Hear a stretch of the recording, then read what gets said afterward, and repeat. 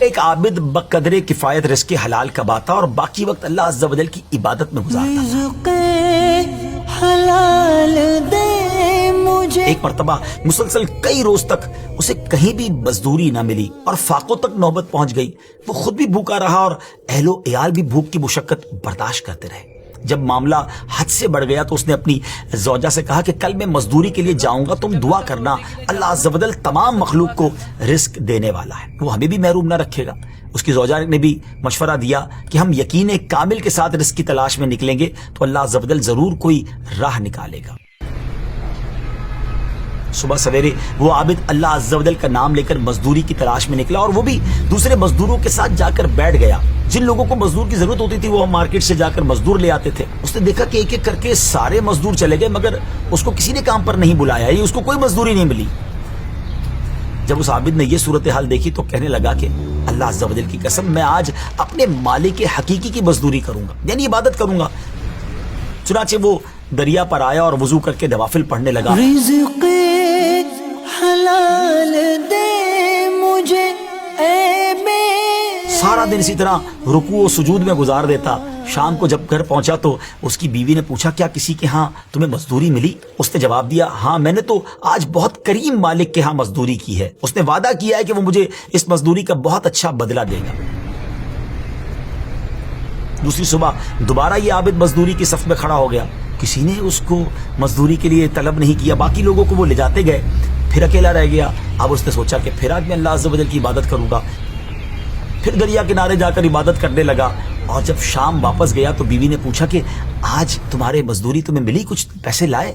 تو کہتا نہیں میں نے آج بھی بڑے کریم کی مزدوری کی ہے مگر میرے مالک نے انشاءاللہ وعدہ کر رکھا ہے کہ مجھے اس مزدوری کا اچھا بدلہ دے گا، میری اجرت اس مالک کے پاس جمع ہو رہی ہے.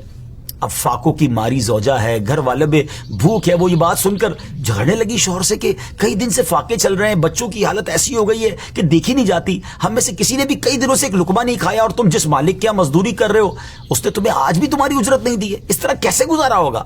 اس پر وہ عابد بہت پریشان ہوا اور ساری رات کروٹیں بدلتے اس نے گزاری. بچے بھوک کی وجہ سے بلبلا رہے تھے اور اس کی اپنی حالت بھی قابل رحم تھی. بالآخر صبح وہ پھر بازار گیا، مزدوروں کی صف میں کھڑا ہو گیا. آج پھر ویسا ہی ہوا کہ اس کو مزدوری نہیں ملی، کوئی بھی اپنے ساتھ نہیں لے گیا. وہ عابد پھر اپنے پاک پروردگار کی رحمت سے مایوس ہونے والا نہیں تھا. وہ پھر دریا کنارے پہنچا، وضو کر کے نوافل پڑھنے لگا. دل میں کہا کہ آج پھر گھر کیسے جاؤں گا، کیونکہ اگر آج بھی کچھ لے کر نہیں گیا تو گھر والے کیا جواب دیں گے. لیکن اب وہ جب گھر کی طرف جانے لگا اسی ٹینشن میں تھا کہ بات کیا کروں. لیکن جب دروازے کے قریب پہنچا تو اسے کھانے کی خوشبو آنے لگی. وہ حیران ہو گیا، لگتا ہے میں کسی اور کے گھر میں تو نہیں جا رہا ہوں، میرے گھر میں تو کچھ بھی نہیں ہے کھانا پکانے کے لیے. لیکن جب دروازہ کھٹکھٹایا تو گھر کے اندر خوشی کا سما تھا، گھر والے خوشی سے باتیں کر رہے تھے.